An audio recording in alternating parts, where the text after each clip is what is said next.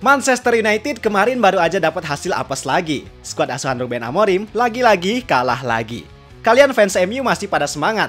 Ya harus semangat dong, kan masa depan cerah pasti udah menanti. Menangku sombong, kalah ya udah biasa. Begitulah slogan yang rasanya cocok buat Man United sekarang. Kalau ada predikat tim paling sengsara saat ini, kayaknya MU bisa masuk deh nominasinya. Gimana enggak? Hampir degradasi dan cuma finish di peringkat 15 Premier League. Gagal di final Europa League. Dan sekarang kalah dari ASEAN All-Star di Bukit Jalil. Rasanya udah bener-bener gak ada yang bisa dibanggain dari klub ini di tahun 2025. Bayangin, lawan ASEAN All-Star mereka gak mampu cetak 1 gol pun. Bukannya Højlund atau Garnacho yang golin, ini justru malah pemain asal Myanmar Mong Mong Luin yang golin ke gawang Tom Heaton. Semua heran dong, sekelas tim besar Premier League justru malah kalah sama tim yang baru dibentuk 2 hari. Bukan cuma dadakan, tapi materi pemainnya pun ala kadarnya.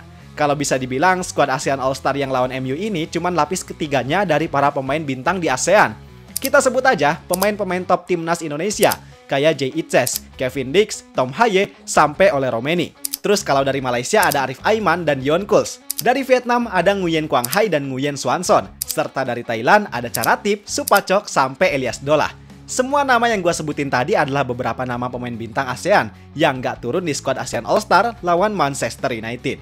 Kalian bayangin, kalau pemain inti ASEAN yang turun buat lawan Man United, kayaknya abis tuh muka Ruben Amorim buat nahan malu karena kalah di bantai.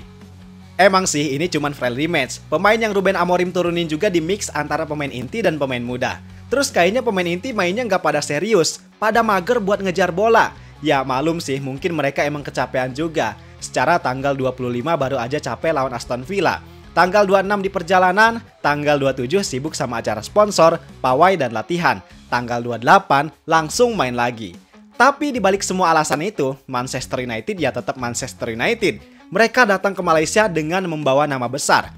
Rasanya nggak etis, tim besar Premier League, ya walaupun peringkat 15 sih, tapi tetap aja Premier League, kalah lawan ASEAN All-Star. Haduh, gak ngerti lagi deh sama tim sakit ini. Padahal sekitar 70.000 lebih fans MU yang hadir di Bukit Jalil ngerubah warna tribun yang tadinya kuning jadi merah. Tentu dengan harapan bisa lihat performa hebat, skillful, dan gol-gol cantik dari para pemain Manchester United. Mereka berharap bisa lihat para pemain idolanya senang dan ngerayain gol yang mereka cetak. Tapi kenyataannya apa? Kenyataannya jauh dari ekspektasi yang semua orang kira. Permainan gak jelas, main males-malesan, bahkan passing pun masih sering salah. Sekelas tim Premier League tapi hal mendasar masih banyak error di laga melawan ASEAN All-Star. Yang bisa dibanggain dan bikin penonton terpukau cuman passing Rabona dari Bruno Fernandes yang itu pun masih kejauhan. Udah, itu doang oleh-olehnya. Gak ada lagi yang bisa mereka banggain dan ceritain saat pulang ke rumah masing-masing. Padahal mereka yang datang pasti bukan cuma dari Malaysia, tapi dari beberapa negara ASEAN lain termasuk Indonesia. Harusnya MU bisa ngasih kebahagiaan ke para fans yang udah jauh-jauh datang dan ngeluarin kocek lebih. Sayangnya udah jauh-jauh tapi mereka cuma lihat muka bete dari Ruben Amorim doang. Haduh. Kalau kata Ruben Amorim, dia ngakuin anak asuhnya di malam itu emang main jelek. Amorim ngerasa bersalah atas kekalahan ini. Dan lagi-lagi kalimat andalannya yang diucapin bahwa dia bertanggung jawab penuh atas performa tim. Dan dia benar-benar menyesalinya. Aduh Pak Ruben, bingung deh siapa yang salah. Pak Ruben kelihatannya di pinggir lapangan benar-benar pusing banget. Kayak kecewa dan kebingungan banget gitu buat lawan anak-anak ASEAN. Di sisi lain pelatih ASEAN All-Star Kim Sang-sik kelihatannya santai, kalem, padahal dia baru mimpin tim dengan pemain lengkap cuman kurang lebih 2 hari loh. Amorim juga sadar kalau timnya dapat kritikan, rasa kecewa sampai cibiran dari berbagai pihak atas kekalahan ini. Tapi ya mau gimana lagi, dia sendiri juga bilang kalau timnya emang pantas dapat semua hal itu. Tapi di balik kekacauan skuad MU lawan ASEAN All-Star, kita bisa lihat 2 pemain asal Indonesia yang ternyata bisa loh jagain sampai ngantongin pemain MU. Yang pertama, Kakang Rudianto, pemain asal Persib Bandung. Dia masuk di menit ke-68 gantiin bek asal Singapura Irfan Fandi. Dalam skema formasi 3 bek tengah, Kakang main sebagai bek tengah sebelah kanan. Nah, di situ dia banyak jagain pergerakan pemain-pemain MU, kayak striker muda Cido Obi Matin, sampai winger andalan dengan rambut blonde Alejandro Garnacho.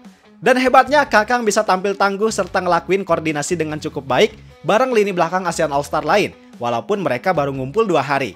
Bahkan Kakang sempet tuh ngeblok beberapa tendangan dari Obi Matin dan Garnacho. Rasanya Garnacho di posisi itu susah banget buat sekedar ngalirin bola ke tengah karena hadangan dari Kakang Rudianto. Yang bikin unik after match Kakang foto bareng sama Ruben Amorim dengan wajah Amorim yang gak ada seneng-senengnya dikit pun. Ya lagian Kakang nih ada-ada aja. Orang lagi pusing malah diajak foto bareng. Ini juga jadi fun fact buat Kakang yang baru aja juara Liga 1 bareng Persib Bandung. Karena dia cuma dalam 4 hari tapi udah bisa dapat 2 trofi. Bisa ngalahin pencapaian MU di musim ini. Haha. Kemudian satu pemain Indonesia lagi, yaitu Malik Rizaldi, pemain asal Persebaya Surabaya. Nah, untuk Malik, dia baru masuk di menit ke-81 gantiin pemain asal Malaysia Azam Azmi. Sebenarnya Malik punya posisi asli sebagai winger, tapi di laga ini dia kelihatannya banyak main di posisi fullback kanan. Karena saat itu ASEAN All-Star lagi main bertahan juga. Dan di situ dia banyak duel sama Alejandro Garnacho. Jadi Garnacho emang bener-bener dikantongin banget sama dua pemain Indonesia. Malik juga sempat ngelakuin beberapa intercept, dan momen yang paling menarik perhatian dari Malik adalah di masa injury time. Saat itu Malik melakukan inisiasi serangan balik dan udah sprint kenceng tuh. Tapi tiba-tiba dia ditarik bajunya sama pemain muda MU yang namanya Godwill Kukonki, yang bikin pemain MU itu dapat kartu kuning. Tapi asli sih bang, kalau Malik di momen itu bisa lolos, bukan gak mungkin bakalan kejadian gol kedua ke gawang MU yang bikin Ruben Amorim makin malu lagi. Walaupun gak main lama, tapi baik itu Kakang dan juga Malik pasti tetap dapat pelajaran berharga. Ya walaupun juga MU mainnya acak adul, tapi tetap aja mereka bisa berhadapan dan satu lapangan bareng pemain-pemain bintang dunia. Tentu ini adalah pengalaman yang bisa jadi bekal buat mereka bawa pulang ke Persib Bandung dan Persebaya. Harapannya semoga mereka bisa ambil hal positif dan nerapin itu ketika main di lapangan. Ya gitu deh cerita Manchester United di Kuala Lumpur, Malaysia. Walaupun mereka kalah dan gak dapat trofi, tapi tenang aja, manajemen MU dipastiin untung dan dapat duit banyak kok dari tur mereka ke Malaysia. Jadi fans MU jangan bersedih, jangan pada diem di goa, gak apa-apa ayo keluar aja. Apalah arti trofi Ciki itu dibanding uang yang manajemen dapetin, hehehe. Apalagi Ruben Amorim kan mastiin kalau musim depan bakal meledak nih bareng MU. Ya kita tunggu aja gebrakannya gimana, dan apakah Ruben Amorim bisa nepatin tiap perkataannya itu. Fans MU yang sabar, karena jika tidak hari ini mungkin minggu depan. Jika tidak minggu ini mungkin bulan depan. Dan jika tidak bulan ini, ya sabar aja. Namanya juga rezeki gak ada yang tahu datang kapan. Hahaha. Udah deh, sekian dari gua Zidan Fatoni. Jangan lupa subscribe dan sampai jumpa di video berikutnya. Bye-bye.